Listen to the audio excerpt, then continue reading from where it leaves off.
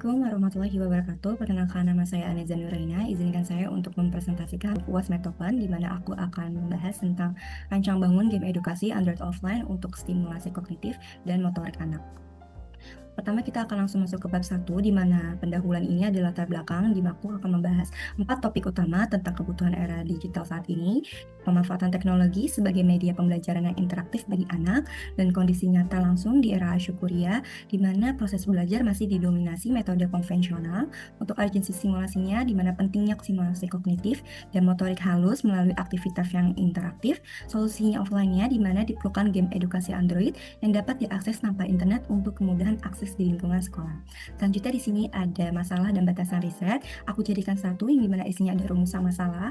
Belum adanya pengembangan game Android offline secara khusus mensimulasi daya ingat di era Asyukuria. Untuk lingkupnya berfokus pada pengembangan media interaktif Android untuk anak TK dengan fitur stimulasi yang lebih spesifik yang tadi. Batasan masalahnya di sini aplikasi bersifat 100% online, fokus pada pengembangan dan uji kelayakan, tidak mencakup aspek keamanan yang lebih mendalam. Selanjutnya di sini ada maksud dan tujuan riset. Android offline menyediakan media yang bebas kendara jaringan internet. Simulasi kognitif merancang fitur yang mengasah daya ingat anak secara bertahap. Latih motorik menggunakan interaksi drag and drop untuk koordinasi tangan. User engagement menghasilkan media yang menarik sesuai dengan anak usia dini. Dan untuk rumusan hipotesa bisa aku simpulkan menjadi satu, di mana pengembangan kit edukasi berbasis Android offline ini diduga mampu menjadi media pembelajaran yang lebih interaktif dan efektif dalam menstimulasi kemampuan kognitif dan motorik halus anak di era Asyukuria melalui aktivitas visual yang lebih menarik. Nanti kita akan masuk ke studi pustaka. Aku akan membahas tentang literatur review. Aku menjadi dari 5 peneliti sebelumnya, yaitu di mana ada peneliti yang pertama, fokus utamanya motorik halus digital ini, interaksi touching clicking ini mensimulasi koordinasi mata dan juga tangan pada anak. Untuk di fokus utamanya dari permainan puzzle memory game ini, meningkatkan kemampuan mencocok itu bentuk drastis dari 39 hingga 86%. Yang ketiga ini di mana game edukasi meningkatkan minat belajar anak secara signifikan dan dampak kognitifnya. Game edukasi mendukung memori, konsentrasi, dan daya pikir anak. Dan yang terakhir di mana dari hal tersebut kepuasan menggunakan mencapai 70% sebagai media yang alternatif.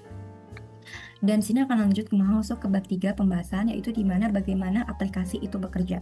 Aku akan masuk ke dalam elisitasi, yaitu di mana adalah dari hasil user requirement atau dari wawancara itu aku kembangkan bagaimana hasil wawancara itu kita pengen tahu nih fiturnya akan ada apa aja, dan akan melalui 4 tahap di mana pengumpulan dahulutan data mentah, menyaring dan klasifikasi, eliminasi dengan technical operation dan ekonomi, dan juga requirement tetap. Sini kita bisa langsung aja lihat untuk yang elisitasi pertama, ini hasil requirement yang tadi, bagaimana user ini tuh mau game ini bisa menyediakan tombol splash screen.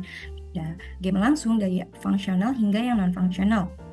Jadi di sini aku akan menjabarkan apa saja kira-kira yang dibutuhkan dalam aplikasi game tersebut dari hasil wawancara yang sudah kita lakukan. Untuk elisitasi tahap 2 ini akan menjadi lebih spesifik karena kita akan mengelompokkan dari yang mandatory, desirable, juga inessential, dari yang wajib, seharusnya ada, sampai yang tidak terlalu penting. Kita kelompokkan nih untuk hasil requirement tadi dari fitur-fitur yang dari yang penting banget, yang nggak usah, dan juga yang sebaiknya ada aja. Dan sini akan masuk ke elisitasi tahap 3 di mana akan dikelompokkan menjadi tahap pekerjaannya dari technical, operational, dan juga ekonomik. Untuk contohnya bisa kita lihat dari sini, game menyediakan tombol, dan dari sini kita akan membagi lagi dari tingkat kesulitan dari hard, medium, dan juga low. Jadi dari misalnya fitur-fitur ini nih semuanya dari yang fungsional dan non-fungsional kita kelompokkan. Dari untuk technical, apakah dia hard, medium, atau low dalam technicalnya, dan juga dalam operasionalnya seperti apa, dan juga ekonomiknya apakah mengeluarkan biaya yang besar atau tidak.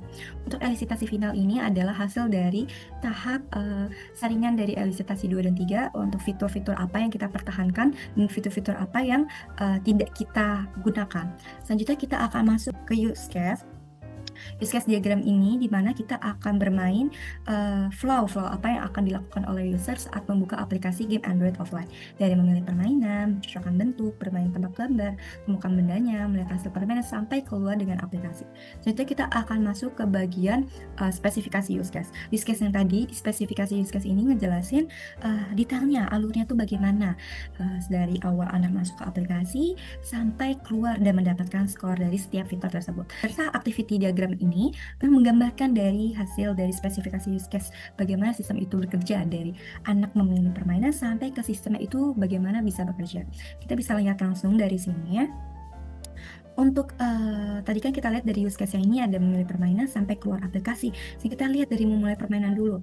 Untuk spesifikasi use case-nya, di sini kita lihat aktornya anak akan ada basic flow sampai alternative flow. Untuk basic flow-nya ini di mana saat anak membuka aplikasi, kegiatannya menekan tombol mulai, mengisi nama, menekan tombol lanjut, sistem akan menampilkan halaman awal, menampilkan input nama, menyimpan nama pengguna sampai menampilkan menu utama permainan. Begini juga dengan activity diagramnya di sebelahnya. Saat membuka aplikasi, sistem bisa menampilkan awal, menekan tombol, menampilkan form input nama, mengisi nama. Di sini akan masuk ke decision. Apakah namanya ini tersimpan atau enggak? Kalau misalkan nggak diisi, dia akan menampilkan pesan atau minta isi namanya. Tapi kalau misalkan terisi, sistem bisa menyimpan nama pengguna, menampilkan menu halaman utama, dan bisa masuk ke halaman utama. Sini untuk cocokan bentuk, game ini sama seperti sebelumnya. Untuk pengguna diminta untuk memilih menu cocokan bentuk, melihat soal berupa bentuk, menyentuh dan menyeret, drag and drop, melakukan objek pada gambar. Untuk sini ada alternatif file dari user melepaskan objek target. Ini sistem otomatis mengembalikan objek ke posisi semula. Untuk gambarannya, kita bisa lihat di sini. Activity diagram, di mana misalkan kalau memilih cocokan bentuk, menampilkan bentuk. Jadi setelah kita uraikan apa saja yang terjadi dari fitur tersebut, kita akan gambarkan. Seandainya dari masuk memilih menu, kita melihat soal, menyentuh, kalau misalkan kita terlepas, otomatis akan dikembalikan lagi, memproses posisi objek. Kalau misalkan benar ada pop-up, sayang sekali. Kalau misalkan benar ada benar, selanjutnya tekan menampilkan soal berikutnya hingga keluar. Lanjutnya untuk tebak gambar ini akan ada dua kejadian, yaitu di mana soal pilihan ganda dan juga cerita. Jadi sini akan lebih panjang dan memilih tebak gambar, masuk ke soal cerita selanjutnya. Jadi kalau misalkan kita melihat nih aktivitas dari pengguna dan juga sistemnya, kita akan bisa langsung lihat di activity diagramnya karena di sini ada dua permainan. Jadi kita akan ada dua decision, di mana permainan pertama dan kedua, seandainya dari memilih tebak menu, tebak gambar, memilih, menekan tombol, melihat gambar, menampilkan 4 pilihan jawaban. Kalau misalnya jawabannya divalidasi, benar atau enggak. Kalau misalkan salah, akan coba lagi masuk ke pertanyaan sebelumnya. Kalau misalkan benar, lanjut ke soal cerita. Soal cerita tersebut jawabannya benar atau enggak. Kalau misalnya salah, disuruh kembali membaca alur cerita, dan juga kalau misalkan benar, dihitung nilai skor permainannya hingga keluar. Untuk use case memulai permainannya juga sama. Untuk yang pengguna ini, temukan bendanya.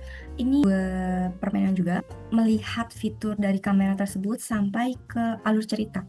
Jadi akan menggunakan sistem kamera di mana nanti sistem bisa menampilkan hasil gambar yang diambil. Nah, untuk activity diagramnya di sini sama seperti sebelumnya, dari mana user bisa memilih menu, sistem menampilkan gambar, terus bisa melihat objek gambar, terus nanti menampilkan instruksi pencarian benda, menekan tombol kamera, membuka kamera perangkat, mengambil benda yang sesuai, menampilkan hasil gambar yang diambil, menekan tombol, nanti sistem memproses gambarnya nih. Kalau misalkan belum ambil atau tapi udah langsung klik lanjut, nanti akan dimintain lagi untuk melihat gambar objek yang harus dicari, dan user menampilkan kameranya lagi. Kalau misalkan hasil fotonya udah disesuai, akan menampilkan objek dan tombol selanjutnya hingga ke soal selanjutnya.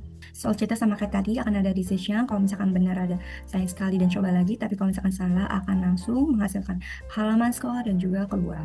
Selanjutnya di sini ada use case melihat hasil permainan. Untuk melihat hasil permainannya lebih simpel aja ya, karena setelah menyelesaikan seluruh permainan, lihat skor yang diperoleh, memilih satu tombol ini akan langsung ditampilkan, user akan dipilihkan untuk mau ke leaderboard atau ke menu utama. Jadi kalau misalnya activity diagramnya akan langsung nih dari menyelesaikan permainan, menghitung skor, menampilkan hasil nilai permainan, melihat skor yang diperoleh, menampilkan pilihan tombol mau ke leaderboard atau menu utama, dan memilih satu tombol dan menampilkan halaman sesuai yang dipilih user. Kalau misalkan user misalnya leaderboard, akan diarahkan ke halaman leaderboard. Kalau misalkan ke menu utama, akan ditampilkan ke menu utama. Untuk user keluar aplikasi juga sama, ini tidak terlalu kompleks, karena saat user menekan tombol keluar akan menampilkan konfirmasi keluar aplikasi. Kalau misalkan memilih ya, otomatis aplikasi tertutup. Tapi kalau misalkan memilih tidak, akan kembali ke halaman yang sebelumnya. Seperti ini untuk flow-nya. Saat user menekan tombol keluar, menampilkan konfirmasi keluar aplikasi. Apakah keluar? Kalau tidak, sistem membatalkan proses keluar dan kembali ke halaman sebelumnya. Tapi kalau iya, aplikasi akan otomatis tertutup. Jadi penelitian ini aku akan menerangkan dari yang tadinya perkembangan teknologi, dari kasus nyata di objek era Azure kriteria, fokus apa yang ingin aku utamakan, dan solusinya berupa Android offline ini. Dan juga aku telah membahas tentang penelitian-penelitian selanjutnya yang berhubungan dengan penelitian ini, dan juga tentang bagaimana cara alur kerja aplikasi tersebut dari user requirement, realisasi tahap 2, 3, dan juga final, sampai ke fitur yang kita pertahankan, bagaimana cara bekerja fitur tersebut, dan gambarannya seperti apa dari user hingga ke sistem tersebut. Saya Anita Nuraina, kurang lebihnya mohon maaf. Terima kasih.